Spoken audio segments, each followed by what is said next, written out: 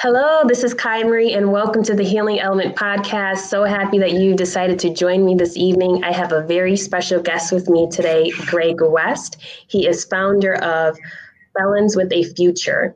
Today's topic is healing and redemption. Our topic summary is Greg. He's going to share with us the purpose of his non-for-profit organization, Felons with a Future, and he will also share with us how his life inspired creating this organization. Greg, welcome to the Healing Element podcast. It's such a pleasure to have you on. I know we had many discussions prior to you coming on the podcast, so I'm really happy to have you here. I appreciate you having me, Kai. Thank you. And, like what we talked about before we went live, what you're doing here is important. So it's an honor to be here and part of this, it really is. Thank you so much. And so really quick, how we connected was, of course, believe if you watch. I laugh because I've reached out to several people that have been on the Fleet Matthews program, because he brings on people onto his platform that really care about our community and care about our community healing and learning how we can become our best selves, regardless of whatever our past looks like. And so I saw you on the Fleet Matthews program. And I think through that, we reached out and then, of course, had a few conversations and learning more about you and your journey. And I was excited at the opportunity to bring you on the podcast. So for those that have are not familiar with your work, can you share with our listeners and viewers a little bit about your background? Yeah. Okay, no problem.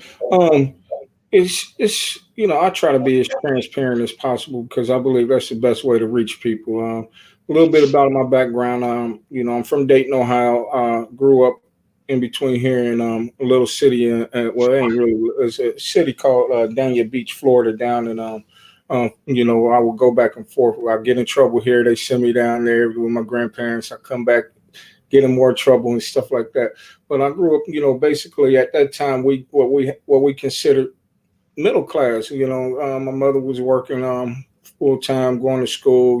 She was a hospital administrator and all of that stuff.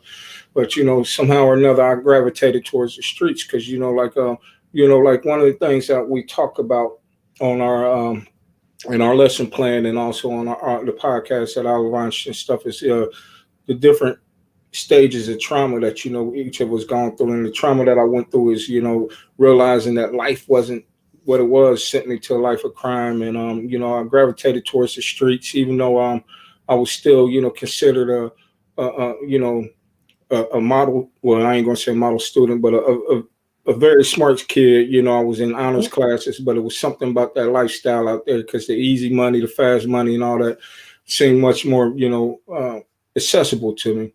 Mm-hmm. So I got in some trouble. Well, I got in trouble, went to the service, got in trouble, got put out the service, stuff like that. Just lived one of those lifestyles. And then found myself in 2008, being incarcerated for trying to get, a bulk amount of drugs in the mail, stuff like that, because like I said, I was in the drug trade for most of my adult life.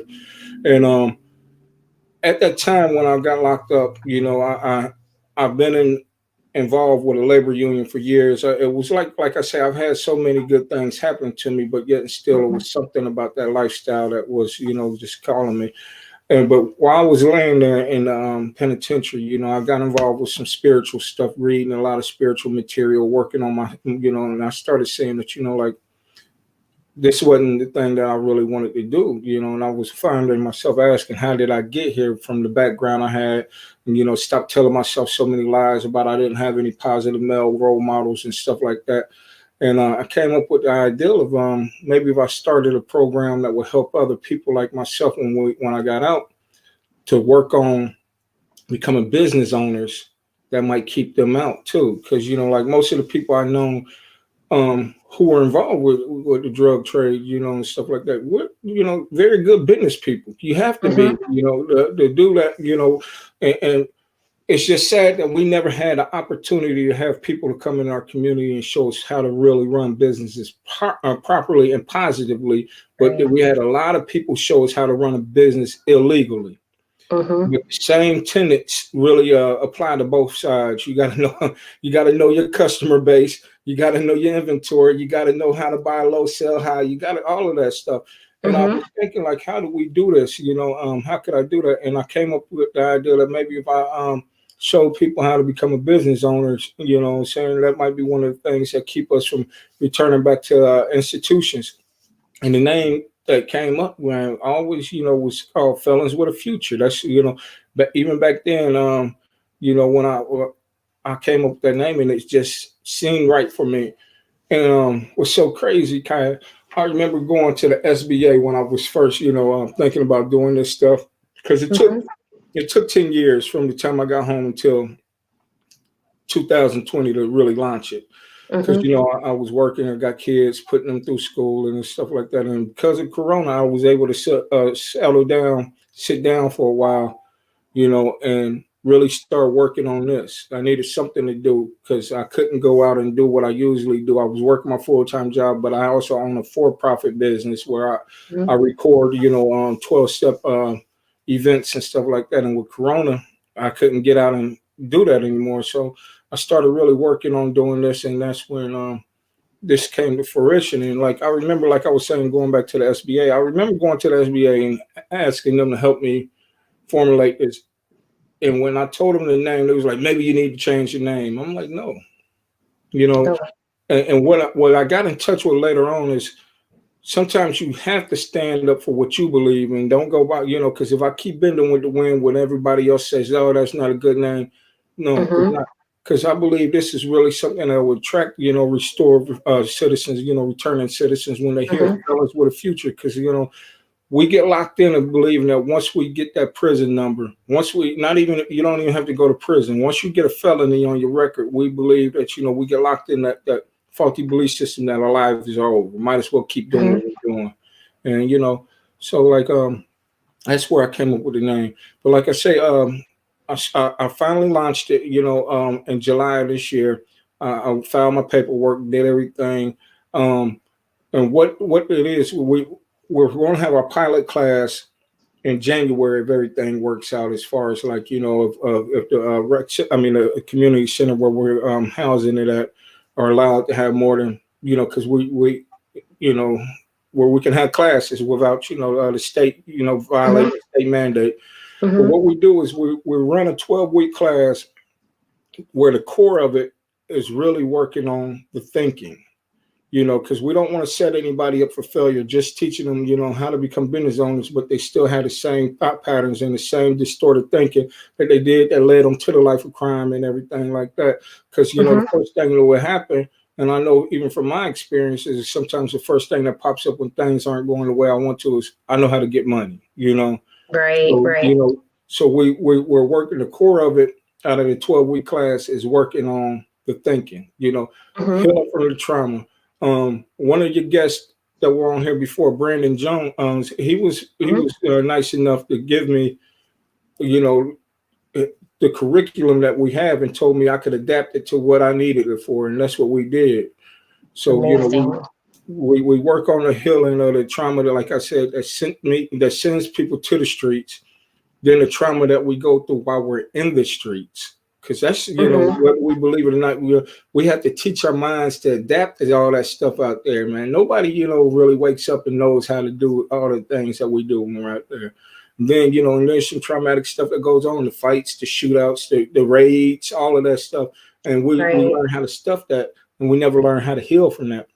And so then we also help them work on the trauma that they go through while they're incarcerated, Mm-hmm. because that's traumatizing too, being stripped butt naked and everything, going through that. And then sometimes while you're in there, anybody who's been locked up know that, at any given time, they might come in at 3 o'clock in the morning and make everybody get up, strip you naked and search everything and throw your stuff all around. That's traumatizing. Then also the Mm-hmm. trauma that we go through when we're trying to readjust coming back home, you know.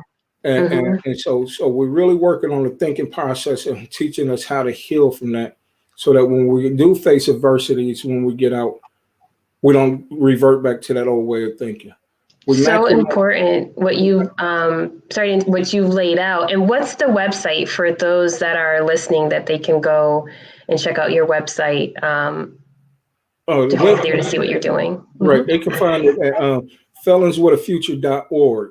You know, and if they want to reach out to us, it's also felonswithafuture@gmail.com. They can reach us either way, but they can get more information off the website. They can subscribe to, help some, because like we're being a nonprofit, we're about people over profits. That's the whole thing, and if they want to, volunteer to any type of way, like even like giving support to writing people words of encouragement. Because see, I work with a partnership with a lot of different other reentry, or even other organizations that deal with people that are still incarcerated. Because like right now, with this time of year, a friend of mine that I've had on my show, James Clay, he helped initiate a letter writing thing that they send letters back to people in the penitentiary, and that's real important because there's a lot of people who don't get mail in there.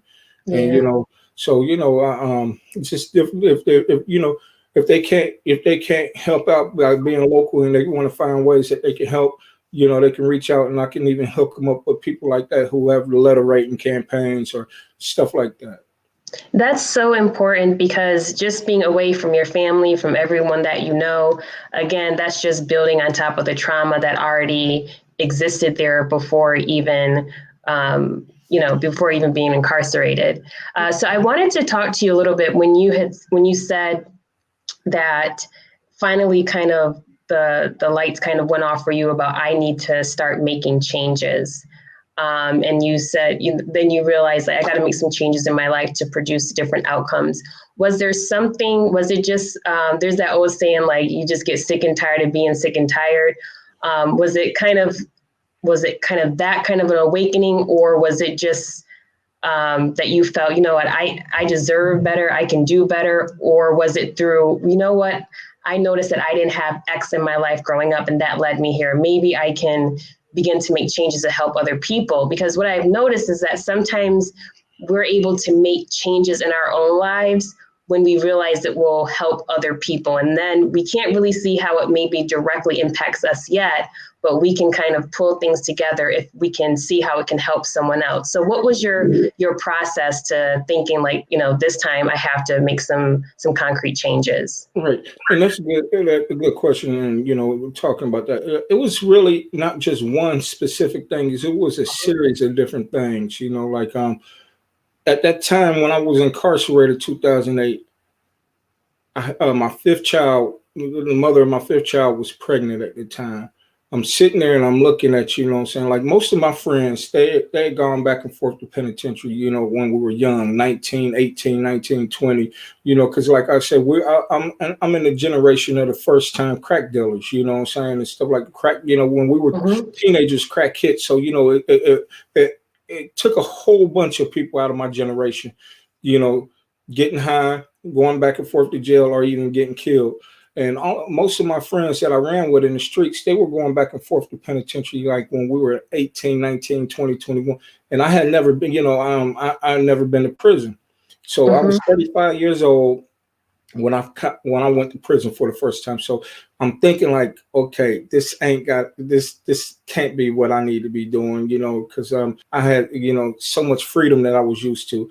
Then I was like, do I want this child that's about to be born having to keep coming back and forth to visit her dad here? I've already had 4 other children, like I said, and I was like, that was, one of the things I didn't want to do. So that was one of the thoughts. And then also I was reflecting back to my upbringing. Like I said, even though we were poor, middle class, but we were poor, because, like I say, we didn't have people teaching us economic development. And my mother was a single, well, up until I was 12, my parents were married, but after 12, until I went to the service, she was a single mother trying to go to school, trying to work full time, doing the best she can, without any support, So, I mean, it was a lot of stuff. And I was reflecting on how did I get here? Like, most of my cousins who grew up with me, they all went to college. And, you know, so I have an aunt that's a judge. I have an uncle that was, you know, real successful in the field that he did. My mother, you know, and I'm looking like, how did I get here? You know, my upbringing, I was surrounded by a lot of people who were doing positive things. But like I said, I gravitated toward the streets. So that was one of the other things that I was looking like, how did I get here? Because this isn't how I was, you know, you know, what I got in touch with was I was a real good chameleon. I could go back and forth. You know, like my mother says all the time, I'm very bilingual, and I'm not talking about speaking a foreign language. I can speak corporate America as well as I can be street. And you know, so I was looking at how did I get here. And that was another one of those series of events, like I said. And then you know, like I just was like looking at the main thing, you know, other than the child and looking at my past was the main thing was did I want to be that guy who was going to be 50 years old, still going back and forth to penitentiary and all of that. And like one of the most important things that helped me start realizing that I had to work on my thinking was I always tell the story to people when we talk about I was in a jail cell with a whole bunch of these little young cats and everything. And one day they opened up the cell and just asked, did anybody want to go to a 12-step meeting? And I went just to get out the cell. And that was my first experience of hearing people talk about you had to change the way you were thinking if you didn't want to go back. Because see, like I wasn't the type of dude who considered myself a drug abuser or anything like that. Because I was like, I just smoke weed and drink alcohol. I don't do all the other stuff. You know what I'm saying? But then when we got to talking about it and they kept on talking about you got to change the way to think, and they would start talking about the way that they think about drugs. And I was thinking like, I think about the same way, but not the using, but the selling. So, you know, that was, you know, those events helped me get to that point where I was like, okay, I need to do something different. Wow. And so, and then taking a step back, which you had already touched upon, is trauma and how trauma impacts us. So as an adult, you begin to realize, okay, I need to make some changes in my life. So I don't, to try to stop that cycle of pain for the next generation. But as you said, that growing up, you experienced some traumas in childhood that kind of, you know, when you experience trauma, that is an interruption. And so if you don't have a way to express or to talk about the pain that you've experienced, that deep pain, then it can come out in some form or fashion. Right. So for you, there was some trauma that occurred. And do you believe that trying to find that outlet or trying to rationalize the pain that you're experiencing, that's what led you to going to the streets? Right. You know, one of the biggest things that was real traumatizing to me was when I was realizing that, you know, TV was a fantasy.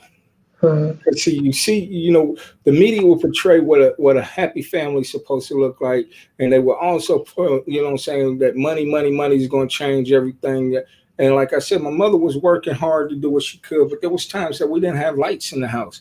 There was time, you know, and here it is. She's sending me. She's struggling to send me and my brother to a private school, and I'm going from the neighborhood, going out there and being called little nigger boy and all of that stuff being talked about because, you know, I'm wearing my brother's hand-me-downs and he's 5 years older than me. So, you know, we talk about big cuffs in his pants, no name brand shoes, and, you know, people talking about you. And, you know, as kids, we're really impressionable. And, you know, and, you know, now I'm going to school with these kids, and I'm talking about in the late 70s, early 80s, where their parents are making $100,000 back then. So, you know, they're wearing, you know what I'm saying, name brand stuff. And then you know, that was, you know, like, oh, how to, you know, I don't fit in here. And that's, you know, for anybody to have that feeling like I don't fit in, and you trying to learn how to navigate through that, that's real traumatizing for them, you know. And we don't realize what we do to our kids by trying to make them fit in places where they don't feel comfortable, and not talking to them about that, not helping them understand that, you know, what's really going on. You know, we just put people in places and don't help, we don't guide them. And that's real bad, you know, that's real bad on the child, you know. And then, like, you know, coming back into the neighborhood, and, you know what I'm saying, where people look like me now, but I'm still being, talked about. Oh, you sounding like a little white boy. Uh, you think you're different. All of this stuff. You know what I'm saying? And one thing in our community that we need to really work on and stop doing so much of is the colorization, where we mess with people because of, oh, you so black, you black ass, or you little light skin. Oh, you know what I'm saying? And all of that stuff. And and that was traumatizing. And then also, I would hear, for me, it was a lot of self pity and a lot of low self esteem, and I still can suffer from that from time to time now, even if I'm not careful.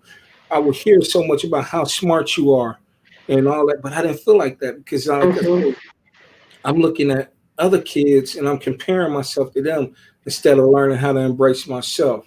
So when I had the opportunity, like I said, my mom was struggling to do what she could to feed us, and when crack hit our neighborhood, that was an opportunity for us to go from eating beans. Like one thing I do now on Sundays, if I'm in town, I try to take my mom out on a date with me. It's just me and her. She's 74. I don't want to have any regrets that I didn't spend as much time with her. And we go out on a date. We sit down, we talk, and we were talking this Sunday about eating beans because for a long time that's all we had. You know what I'm saying? Talking about how she would have to just look through the furniture. Uh-oh. Sorry about that. I thought this was That's okay. I thought it was on silent. No worries. If you're listening, I'd appreciate if you could hit the like button. Also, share, start a watch party on Facebook. This is important information that Greg is providing to us. His story, but also the work that he's doing in the community. So please show your appreciation by giving a thumbs up. Right.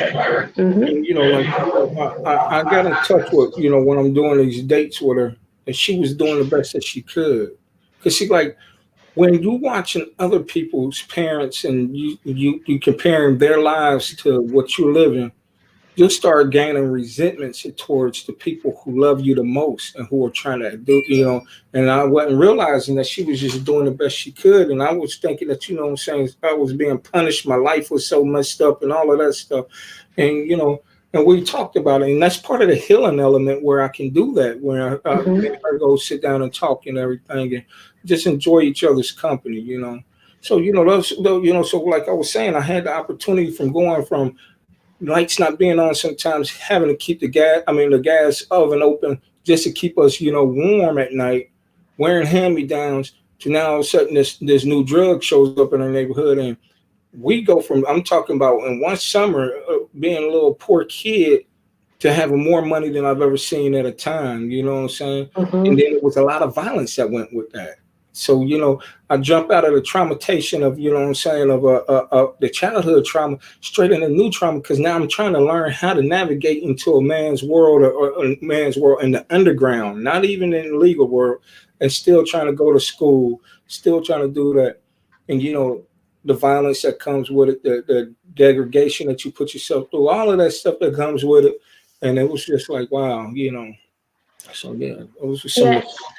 And what you're talking about, the experience of growing up in environments where there's violence, like within the community, selling of drugs, all of those are traumatic experiences. And the one thing about our community, and let me know if you agree, Greg, is that a lot of this has become so normalized that we have associated this type of traumatic experiences with being a Black person.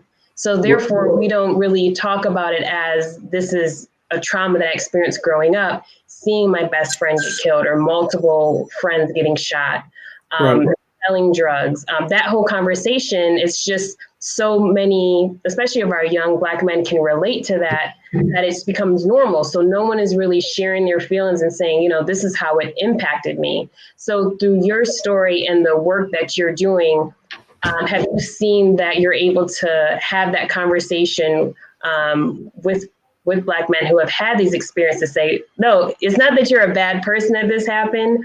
This is what you're seeing as a result of trauma that has not been resolved or even acknowledged.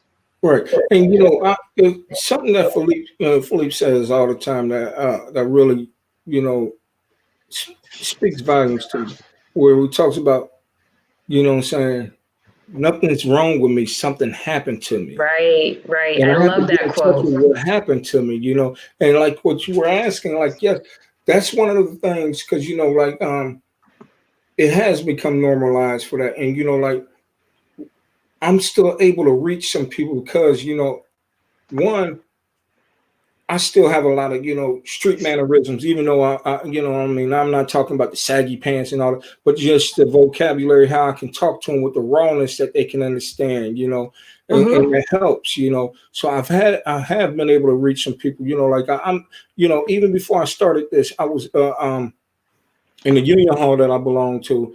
I'm also the apprenticeship instructor. So a lot of times, like when it's time to find people for the classes, I go back into our community because see, I understand that what I'm saying. Listen, when the demographics look like this, Kaya, you got Mm-hmm. 4 adult people in the house, and out of all 4 of them working, they're still underneath the poverty line. Yeah.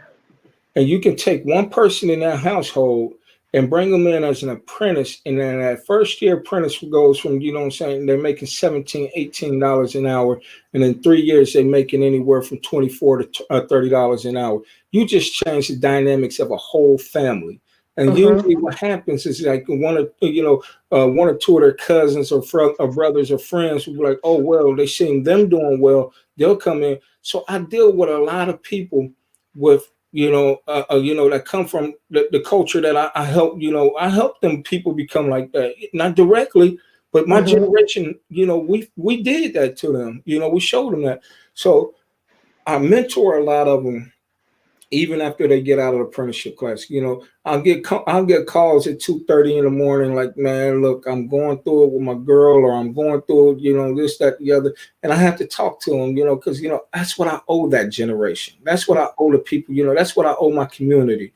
you know I've done so much dirt in it. This is, part of my ed, what I'm saying, finding the Mm-hmm. balance, Mm-hmm. because at the end I want my spirit and my soul to be weighted with a feather, and it'd be like, okay, you're Right, right. You know what right. I'm saying? And and I owe that to him because I helped that. I help you know do this to him. So I find myself I mentor a lot of people, and they and it's the rawness that they feel that this isn't no makeup stuff that he's talking. He really lived what I'm living now, and it gives them hope.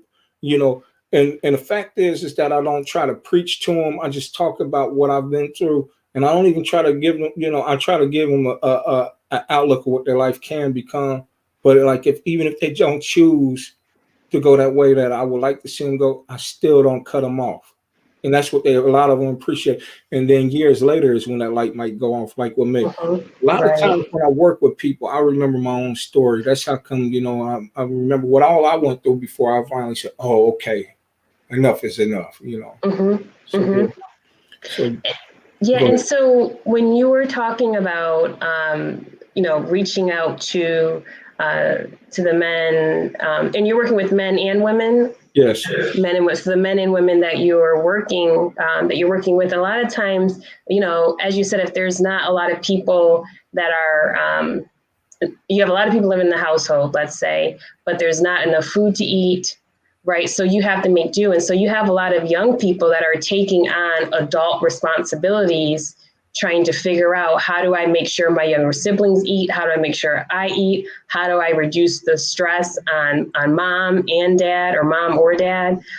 So all of that is part of that trauma that I'm glad with the work that you're doing, that it is addressing that and giving these adults and young people a space to be able to share their experience, not in and not feel judged, but be able to heal, and also realize that they're not whatever action they kind of got caught Right. up in. Like, that doesn't define who they are. And so, do you see a change in mindset too when they begin to realize, like, that's a choice, they chose to do that action, but they also can choose a different path, and they're not defined by whatever action that they did decide to take when they were going through that rough patch. Right. I see that a lot. I see that a lot where it's a beautiful thing when you start seeing the mindset change. Mm-hmm. Even while you're watching them in the struggle. where, I don't want to keep doing this, but I don't think it starts off, I don't want to keep doing this, but I don't have nothing else to do. Then it goes Mhm. from, I don't want to keep doing this, but maybe I can do something different, to, I don't want to keep doing this. And they don't see that slowly but surely they're moving away from it, you know what I'm saying? Because they're not as comfortable doing the same thing, especially like when you give them something that they can really, that's tangible, that they see, that's really can help change their life. Like, like I was saying, they go from, living in a household, four grown people living underneath $28,000 a year, you know what I'm saying? The Mhm. whole household, you know what I'm saying? Got kid, you got three, four different generations in the same house, and now all of a sudden they starting to get some tangible, like, oh, I got a career. I'm, because it slowly develops in them, like, oh, this isn't a job. I have a career. And then Mhm. they start seeing that I can lose this if I go back doing this. You Mhm. know what I'm saying? And if you start giving them something tangible that they can really touch and feel, they start, the mindset starts changing. And it's a good thing when you watch that happen. Because like a lot, like I deal with a lot of, our younger men and women in the apprenticeship program. Like I said, that come from communities like, well, I'm from my community. Black and white. When I'm dealing with Mhm. them, and it's the same thing. Except for being realistic, even some of the white people know it, that they have a little bit more of an advantage because their communities, even if it's bad or whatever, is not like ours. They're not being, Mhm. what I'm saying, they're not being systematically, what I'm saying, Right. having systematically laws and, what I'm saying, stuff developed on them. But even still Mhm. watching it, what these people go from having no hope to getting some hope, to like, oh, okay. And it's a good thing. By the time most of them graduate out of the 3-year program, doing the concrete apprenticeship, I see how even now their mothers and their girlfriends and stuff like that look at them different, because now they're looking at themselves different. And that's Right. a good Right. thing, because like we've been indoctrinated, man. I mean, we've been indoctrinated in so much self-hate, what I'm Yeah. saying? Not just for the self-hate for the community, but self-hate for the individual. And Mhm. and it's a process that we have to go through to get from there to start to believe in ourselves. And I mean, I enjoy watching it. I really do. Yeah. Once you change that view of self, that will start to change your whole outlook on the world. Yeah. And so the other thing is, I wanted you to talk about when you start when you start working with people that are a part of Felons with the Future, right? And they're going through your apprenticeship program, and so they're starting to make positive changes. Do you see a struggle? Because anytime you start to make changes, right, that may mean that people that you used to hang out with, you're not going to be able to hang out with them anymore. So is there a feeling of, Greg, I'm making these changes, but now I'm by myself. I have no one to really talk to, communicate with about now what I'm going through, because now I can't relate to the people that I used to hang out with. So can you tell us a little bit about that and how you help them work through that part of it? And those are the people I get those 2 and 3 o'clock in the morning phone calls. The ones who are really trying to make a change, and you know what I'm saying, because they're seeing, like I said, they see something tangible about, and the thing about it is, they start making those changes. And like what I tell them a lot before they even get there, I say, man, when you start changing, you don't even have to stop hanging around people, because if you start to do some things differently, those people are gonna fall off from you. Now you got to learn how to deal with, how do I deal with this, man? Because I got love for these people. Like, Mhm. I can't deny it. If I've been running with the same crew for like since we were 8 years old, and now we're 26, 27, and now they think that I'm different, and all I'm trying to do is just improve my life. That's a lonely feeling. You know what I'm saying? Mhm. And so we talk about that. And I say, like, one thing about it is learning how to get comfortable surrounding yourself with people who are trying to go in the direction you want to go in, and getting comfortable with it with yourself. You know, don't worry about if you still don't feel like you fit in with this new class of people or whatever, that you're hanging around with, because eventually once you start feeling believing in yourself, you'll be all right. and then you'll grow to the point like where most people I mean today I'm so comfortable being by myself, even though I'm around people. But the most solace I get is when I'm at home. I don't. Mm-hmm. It's no more like I got to run the streets, got to be in the club, got to be turned up and all that. I Mm-hmm. enjoy being at home, solitude, Mm-hmm. play some music. I don't even know why I went and bought this TV. I went and bought a TV before football season that I've probably turned on about 7 times. You know what I'm saying? I mean, because I'm comfortable with myself. But watching, having to explain to them that this is going when you're making changes, these are some of the things that you're going to go through. And then helping them realize that your true friends are going to be the ones that show back up in your life. You had some people that you grew up that loved you that said, "Man, I just can't watch you hurt. You keep on hurting yourself and destroying yourself." And when you seen them, they would talk with you, you would kick at you or whatever.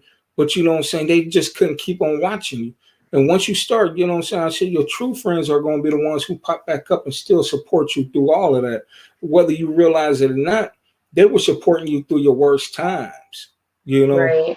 they were really supporting you, and you didn't. We don't realize that. So yeah, we talk about that, and that's the importance of what we do with Felons with a Future, where we match them up with mentors. A life mentor is one of the most important ones that we do, which is also a restored citizen who's come home. So when they do have those questions and when they're feeling like that, they can call them and talk with them or go hang out with them, and they can get the understanding from somebody who's gone through what they've gone through to get to where they at, and so that they don't feel like an anomaly or feel weird or whatever, because we already feel weird coming home. We already feel weird, coming from our community. We already feel weird because we're doing some things that go against our inner compass, you Mm-hmm. know Mm-hmm. and you know what I'm saying. So one of the most important tools that we use is a mentorship program with this. We set them up with like I said, a life coach, but a life mentor. You know what I'm saying? Somebody that helps them that have been in the position that they've been in, and and now been successful. And successful. One thing I gotta mention: success doesn't mean that you're making a lot of money. Success means that you've just changed the way that you're living to where you're no longer going back and forth to the county jail and the prison. You can, Mm-hmm. you know what I'm saying? You can spend the rest of your life out here and be successful and never make over $100,000. You know what I'm saying? But Mm-hmm. you're successful because now you got pride about yourself and everything. So we match them up with a mentor, the life mentor. We also match them up with a business mentor. So while they're learning how to build, start and build a development of developing their company, their business, they have somebody who is able to walk them through that. You know, Mm-hmm. we also match them up with a financial mentor, not somebody who's going to just throw money at them and give them money. No, that sits them down and shows them the importance of learning how to have a budget, not just for your business but also for your home life. Show them, we teach them financial literacy and everything like that. We teach them about building their credit back up and stuff like that. So those are the three biggest biggest tools that we use, outside of the curriculum, because a mentorship really is important for when you're Mm-hmm. trying to change your life. I know for me, like I said, I'm also a part of a 12-step program. So like what we call a sponsor is basically like what we a mentor. So I Mm-hmm. understand how good it is to have somebody who was right there where I was at and walked through what I'm going through to help me out. So that's why I believe that's one of the biggest tools we have outside of our curriculum. And the beautiful thing that you're doing is not only are the people that are going through the program beginning to change their outlook. Well, I guess I could say this: they're changing their outlook, and they're also creating new cycles. So it's also, if there is a case, which I want to ask you that next, is do you notice that a cycle, like maybe the people that are going through the program, maybe mom or dad was also in and out of jail, and also through this program, breaking that cycle of trauma and now creating new cycles of healing, which is exactly what this podcast is about, is to try to put information on a platform that can help people begin to break cycles of trauma, begin to heal, so that way they can stop transferring pain onto the next generation. So with the work that you're doing, do you notice that that there are usually the people that are in the program, there's this cycle of someone else in the household that have also been incarcerated. Is that a pattern that you've seen? Right. A lot of the people that like in the apprenticeship program from Concrete, like I said, I come back to the neighborhoods. A lot of them are like second, third generation of people who've gone through, being incarcerated or watching their moms go out and sell their body, second, third generations, and they're trying to find and they once they find our apprenticeship program, that's one of the biggest things. They're like, wow, I never knew this existed. Mm-hmm. So yeah, it is a pattern. It is, a lot of it is generational.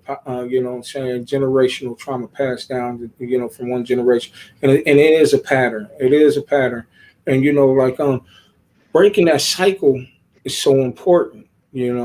That's why one of the things I do, Kaya, is like I try to find myself to partner up because, like I said, one thing about what we're doing, we're not a one-stop shop. That's not our goal as this reentry program. We're not that. We don't do housing, but we do partnership with people that do housing. And one thing that I make sure is that anybody that I'm partnershiping up with, they have a good reputation because I have to remember, me being who I am, a convicted felon, starting a reentry program, I'm always going to be underneath. Somebody's always going to have some scrutiny. I'm always going to have some type of stigma. But it's about, am I carrying that stigma? So I make sure that I'm not just messing with some fly by night dude who has a halfway house and there's no structure in there and everything. So so if they need mental health assessments and stuff like that, we partner up with different places that do that. To help try to, holistic view to help them break that cycle as much as possible. Because like a lot of that, like I said, is generational already. So it take more than just one program or one set of, one person to help them out to get the real, we need, like the African village proverb, it takes a village to raise a child. It didn't say to raise the children. It says it takes a village to raise a child. It's the same concept that what we're doing. It takes a village to help break the cycle of a person, So, I see a lot of that generational stuff, man. And that's one of the things that keeps me relevant with some of the younger cats. It was funny, 2 years ago in my apprenticeship class, one of the little kids, he wasn't a kid, everybody's a kid to me, 20s, but he's a young man. He come to class, little hard ass, what I'm saying? But to me, I already know if you're really as hard as you think, you wouldn't be here. You really want something different. And it's up to me to help you. I can't make you see it for yourself. It's up to me to help you see that. And we were talking, and I said, man, somehow or another, he said something. I was like, so who is your mother? Or, what I'm saying? She was like, well, I said, well, go home and ask her about me. And when he came back, his whole attitude had changed because she had told him he ain't just talking. He for real. They told, because y'all don't know how bad this boy was back in the day. And, and now they saying, when the public sees that, you've gone from it, especially people that you grew up with, and they know your reputation of how crazy or bad you were. And now they see you doing stuff in the community, running for public office, working with people, trying to give back. And she was able to tell him, like, nah, he ain't one of these ones. He really, and he cares. That's why I say I try that. The transparency, Kaya, really makes a lot of difference to help people feel comfortable enough to open up so that we can break that generational cycle. Because everybody in the household might not change, but if we get that one person, I have seen a change in dynamics. Like I said, the mothers in them was prouder of them and everything like that. They feel better. And then, their outlook starts looking better, you know what I'm saying? For sure. And it's all about planting that seed, and that's what you're doing. And what I have learned is through once you begin to make changes in your own life, family members or friends may not say anything to you, but it doesn't mean that they're not watching and noticing the difference. And they may start making changes in their own lives, just not telling you. So the work that you're doing, you never know how that well, I put it this way, I definitely think it's a ripple effect. So Right. although the young men and women that you're working with, family members may not be saying something directly to them, but they see how their lives are changing and they see the different choices that they're making and different outcomes. So you never know how that's then impacting the family members. And it's also important that some, like there's been a couple of them while they're going through what they're going through, and their parents, or their mom's still strung out or whatever, and you know what I'm saying, and they get disappointed. Like I was talking about earlier, when I end up with a resentment with the ones who love me the most, or you're supposed to love me the most, and everything. And I've had to help them out, understanding like, look, they're doing the best they can. You know what I'm saying? Because like I had one guy, you know what I'm saying, he wanted to whip my ass a couple of times, but now he calls me a lot and just thanks me, you know what I'm saying? Because I was real with him, but I had to help him, I talk with him a lot because he's going through his transformation, but his mom is still doing what she does. And that the disappointment, the embarrassing, and all that stuff that he's going through. And I'm like, man, look, man, just love her for where she's at. You ain't gotta like what she's doing, but keep the focus on working on you. Because like once you get to the point that you got yourself together, now you end up becoming the light that she's looking at. Because you don't know what she's thinking about. You might be the one, instead of your mom helping you break the trauma, you might be the one help her say, oh, well, my son got his stuff together. And if it was hope for him, maybe there's hope for me, Right. So like I talk with him a lot. As long as you're doing what you're supposed to do, you'll become the light to other people, And that's so true. Right. And what's been some of the feedback that you've received from people that have gone through your apprenticeship program? Is it like, man, I wish I knew this when I was younger. I wish I found out. What's some of the feedback that you're getting from those? Like the average age that we have that come through, like when I took over the apprenticeship program, it was, the average age is about 25 for people who get in apprenticeships. But I was one of the ones, most of the people that came in were like in their 30s. We even had a couple guys that were in their 40s and 50s. And like, the older ones said what you said, oh, I wish I'd known about this earlier.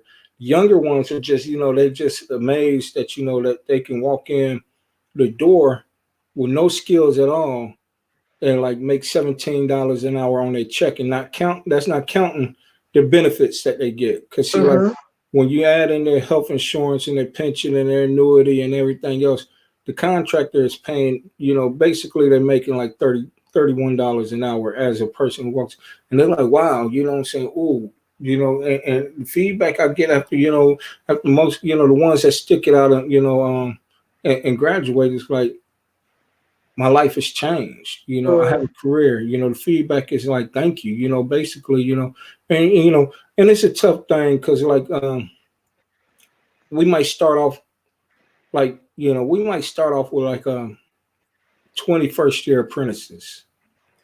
By the time the 3 years are up, only 4 of them might stick around and graduate. And it's and that's and that's the way everything is, because it's not meant for everybody, but the ones who stick it out, they really the feedback we get is like, man, thank you. A lot of them say thank you for taking a chance on them and everything like that, because like it's wonderful though to watch them come to life and everything. So a lot of them are like just thankful that their lives, they've had some way to help change their lives. Give them a career. Right.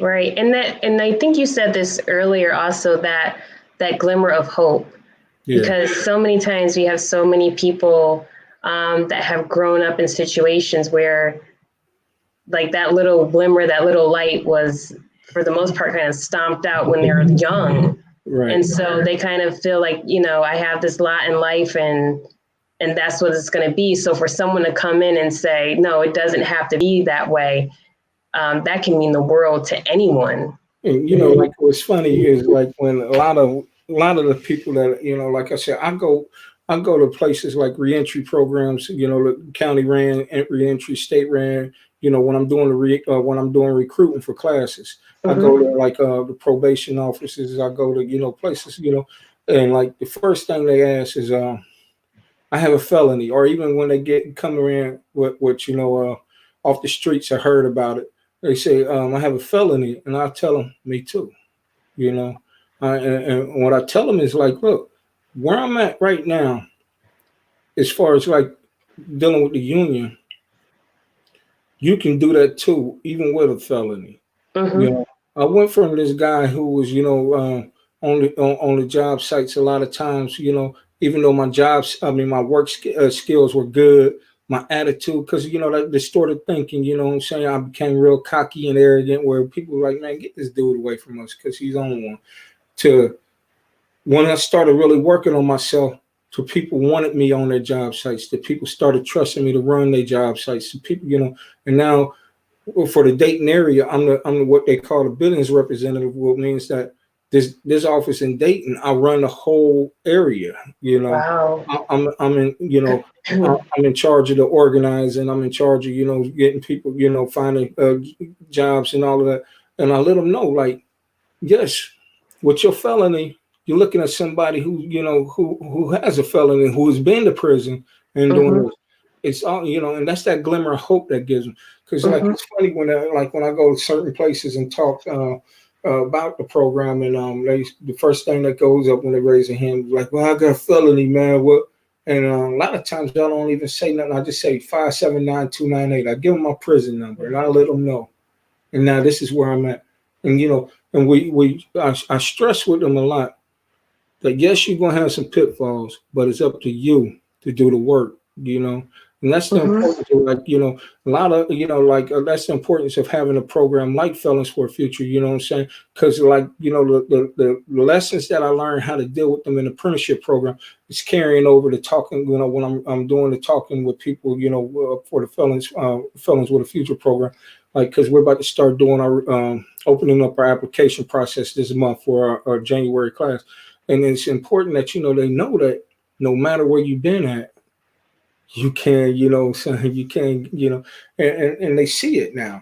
Mm-hmm. Always having something, like I said, having something tangible where they can see and touch Mm-hmm. gives them that glimmer of hope, It's so true. And with you sharing that, Greg, it reminds me of when I was working with this not-for-profit organization when I was living in Bridgeport, Connecticut. And we were working with people that lost someone, a loved one, a friend through violence. And so part of the program was you would go to therapy, and this was all free. It was all through this organization. You could go to therapy, and then after therapy, we would do a yoga, like a restorative yoga session. So I led the restorative yoga part of it. And I remember this is a couple sessions in, one of the young girls that came, she said, I have my aromatherapy and everything. And she's like, first she's like, what is that smell? What is what is going on? But then, as I said, a couple sessions in, she said, you know what, Miss, this is at the end of our yoga session. She said, I realized that I'm not angry. Like she for so long, she thought she basically was anger. Right. Right. But she said, I get angry, but I'm not like this angry person. And something happened to me, which goes back to when you open with Fleet Matthews' quote about something happened to us as a community. So I just think about her story just reminds me of many of us that have gone through very traumatic situations, and society judges us with the outcomes. Right. But they forget about that young child that grew up in very traumatic situations, and there was no one there because everyone had their own trauma, right? That was raising them, that surrounded them. And so I really appreciate the work that you're doing, because it's giving them a voice to understand you are not whatever people said you were when you were growing up. You're not whatever people in the street said that you were. You can define who you are and what language you want to use to describe who you are. And that's exactly what that young girl did. She's like, no, so that's like also reclaiming her power. Like, no, I'm not angry as people in my family said, this is who I am. And that's powerful in itself. Like one of the important things, like I said, we partner, we try to partner up with other grassroots organizations that are going on. Because see, like one thing we believe is also our responsibility with Felons with a Future is also to partner up and help, break down that school to prison pipeline Mm-hmm. that we have in our community. Mm-hmm. People don't realize how institutionalized we really are. They teach Right. us in our community, they teach us at a young age how to become institutionalized, how to Mm-hmm. depend on, somebody else having to tell us when to move, when to get up, how to do this, all that stuff, instead of teaching us how to fend for ourselves. So like what we partner up with, like one of the other programs that I work with, that I'm partnering up with, deals with just deals with the children of incarcerated parents. You know what I'm saying? Because they, to help try to nip that trauma early on. You know Mm-hmm. what I'm saying? Because that's traumatizing that your dad is good. We don't know what all went on. A lot of the people, a lot of the kids, we can't just get caught up on working on the people that are coming home. What about the families? What about the kids who seen the doors get kicked in when they came to get their mother and father? What Yeah. about the mother who had to take on, she was in a relationship with this dude who was making his money selling dope, and all of a sudden, you go from having damn near everything you want to, nothing. The kids don't understand that and everything like that. Now, this woman, she don't know what to do because she's been used to living this lifestyle. She goes and starts degrading herself, messing with people that she don't even like, trying to, feed these kids and stuff. So, like, what we try to do is, like, we one of the partnerships that I have, they work with just, just the kids of incarcerated parents.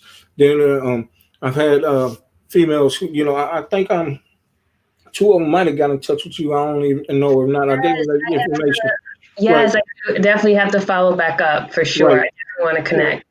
Where they went, like one of them, my cousin Natalie, her goal is to start her nonprofit to deal with just the women who were involved with men, that were in the lifestyle and who got caught up. Because a lot of times, the trauma that you women suffer from, just trying to be loved, y'all would do the things that we want you to do when we're in the streets, and then you end up with a conspiracy case and you ain't never touched no dope before in your life.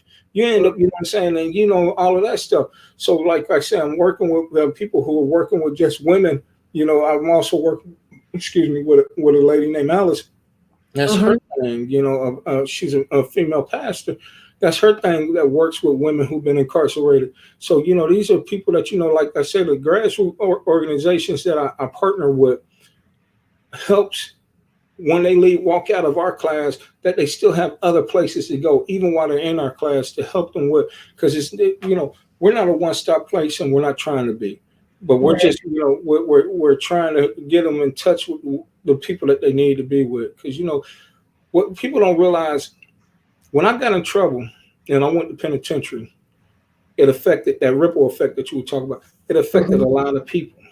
Mm-hmm. And like at that time, I was too caught up. My daughter that lives with me now, that she, she's home now from college. She's a freshman. She didn't really remember me until my mother brought her to the penitentiary. You see what I'm saying? She was 6 years Mm-hmm. old, 7 years old, something like that. 6 years old. I've been home 10 years. She's 18 now. So it's been like, it's crazy. And we got to remember, while we're working with the returning citizen, there's other people that need help too. So part Mm-hmm. of our job is to help, link them up. That way the family can heal together. Because Yeah. it's no good for one person to heal by themselves, and then, you know what I'm saying, he or she still got to go back to the same, trauma full house. Everybody got their Right. own, everybody else got their stuff and they're not working on it. Everybody from the kids to the goldfish, you know what I'm saying? Right. That's true. And I love what you've have done is you've really created a support network. And that's what we need, especially in our community, African American community. Right. We really have we really don't have, we don't have a safety net. If we screw up, many times we have like one or two chances. And so what you really have done is create a safety net and a support system, which is so needed. So thank you so much for all the work that you're doing. I appreciate it. I thank you for having me tonight. Oh, it's been my pleasure. And we are at the hour mark. So I wanted to know, is there anything, before we leave, I wanted to make sure you talked about your podcast. Okay. They can follow if they want to find a podcast. We're on Podbean and also Buzzsprout. The name of the podcast is Road to Freedom, No More Chains. It's all Road to Freedom / No More Chains, all one word. And we're also on YouTube. And we air it. We try to air it every Tuesday. What we do on our podcast is that we interview restored citizens who have businesses and are doing things, and not just them, but anybody who helps them too. Like I have Brandon on there because like I say, not only the restored citizens, but the people that help the restored citizens. You know what I'm saying? And I understand that this is what we have to do. Might have to get you on there because like I need some female people to show up everyone because women you like what the craziest thing is like people when we talk about restored citizens and everything, everybody's mind go back to men, but they don't realize that over the last decade, the segment of women going to penitentiary, so the segment of women coming home is increased. You know what I'm saying? Out of like every year, just coming home from penitentiaries and juveniles, and I'm not talking about county jails and stuff like that. We have over 700,000 people who come home every year. You know what I'm saying? And out of that percentage, you know what I'm saying, you got to remember, man, a lot of those are females, and they need to hear the positive influences out here too. They need somebody, and I don't want to forget that segment. That's how come like people were saying, "Are you just working with men?" No, I work with men and women. Anybody who's willing to try to change their lives, we welcome them. Yes, for sure. And I would love to. I'd be honored to, because we're all in this together. Yeah. And we all need healing. We're all suffering from some type of trauma at some point in our lives. So however I can be of help, please do, let me know, and I'd be honored to do so. Oh, no problem. I will be letting you know. And if anybody would like to find us on the website, it's felonswithafuture.org. Go on there, you can find out more information from us. Or even if you want to, volunteer to try to help some kind of way, or even if you would like to make a donation to help us keep the program running and everything like that. There's a lot of ways, like I say, sweat equity is the best thing that we need, but we also need funding to keep nonprofits running. Or if you want any more information or I'm willing to share any information I have, even if people want to get a hold of the curriculum the same way it was given to me. I'm gladly will send it to some people if they would like to try to, I will help them walk through and start the same type of thing in their own community. And if you want to find out how to get that from me, you can also go to felonswithafuture@gmail.com. And I'm more than glad to try to help anybody who's trying to do something positive. Thank you so much, Greg. And all of your contact information is in the description box. I will also add your email address so that way people can contact you that way as well. It was great to have you on. You're always welcome back. I can't wait. So I want to let everyone know as we wrap up here tonight, next Tuesday, we're going to be on at a special time, still live, but at 2 p.m. I'm actually going to have Jennifer Lewis. She's with the NIA Community Collective. That's the organization that was started in London after the George Floyd murder. So she's going to be on next Tuesday, 2 p.m. Eastern Standard Time. So please make sure you check that out. We had to change the time around, so I wanted to let you guys know that. To know more about me and my services, please visit KaiMarie.com. With that being said, you all have a good night. And Greg, I'll see you in the green room. I see you in the green room. All right.